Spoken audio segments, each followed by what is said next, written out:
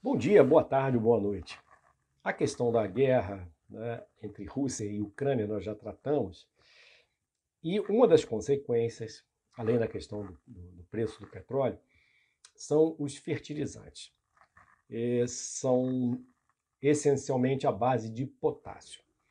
O Brasil importa 90% desse potássio e tem um domínio, né, mundial, quase que uma divisão entre Canadá e Rússia sobre o material.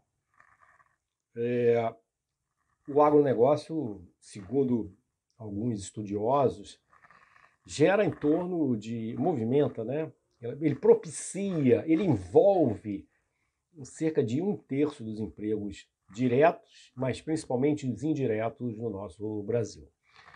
A ministra Tereza Cristina diz que nós temos reservas até outubro.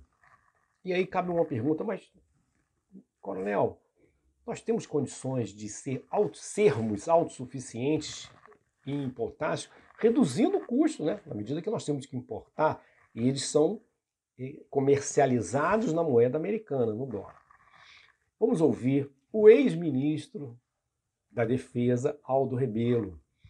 Eu acho muito importante quando nós, independente da nossa ideologia, ouvimos os argumentos dos outros e vemos a razoabilidade, principalmente a razão.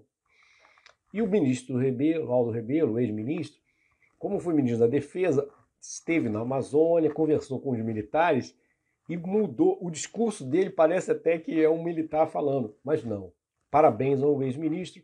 Vamos ouvir o que ele fala sobre a questão do potássio na Amazônia.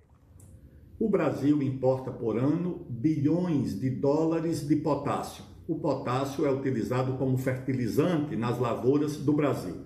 Mas o paradoxo é que, enquanto o Brasil importa mais de 90% do potássio que consome, o Brasil tem na Amazônia uma das maiores províncias de potássio do planeta.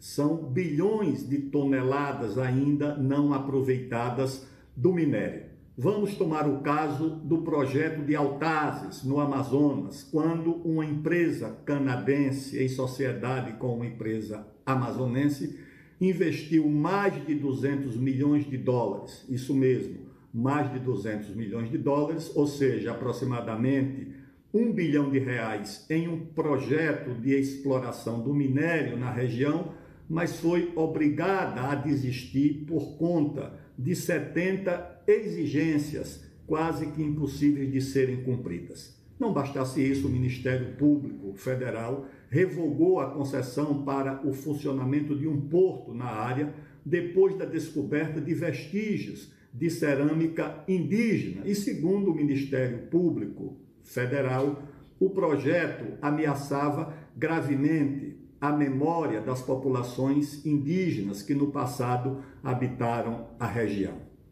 Ou seja, enquanto o Brasil não tiver um governo forte, um governo com autoridade, um governo democrático, mas um governo forte, capaz de conter a ação das corporações contra o desenvolvimento da Amazônia e do Brasil, a ação de certas ONGs que bloqueiam investimentos, principalmente na área de minério nessa região. O Brasil não aproveitará as riquezas existentes na Amazônia, não só apenas em potássio, em benefício das populações indígenas, em benefício da população da Amazônia e em benefício do Brasil. Fertilizante é uma questão de segurança nacional. O Brasil depende da importação desse insumo e depende, portanto, da boa vontade dos países exportadores. O Brasil precisa de segurança nacional na área de fertilizantes e o Brasil precisa do potássio da Amazônia. E não é incompatível proteger o meio ambiente, proteger a memória dos povos indígenas e proteger o direito da Amazônia e o direito do Brasil ao desenvolvimento. Meio ambiente e desenvolvimento não podem ser agendas incompatíveis, elas têm que ser combinadas em benefício do Brasil.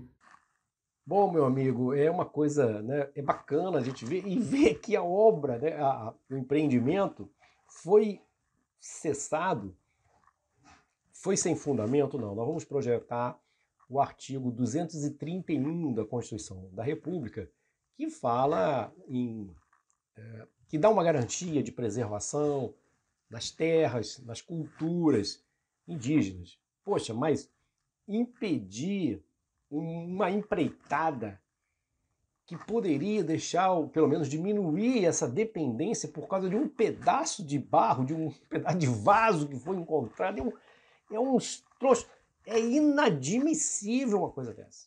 E foi o que ele relatou. Alguém tem uma ideologia socialista, mas teve a capacidade, a nobreza intelectual de pesar os argumentos opostos. Gente, infelizmente, nós precisamos ter um Supremo mais conservador para... Ninguém está falando em acabar com a floresta amazônica, não. Apenas um pedaço. Como defende o ministro tem uma ideologia, né, socialista. Nosso país não pode ficar na dependência dessa maneira. É isso aí que eu tinha que dizer. Um forte abraço.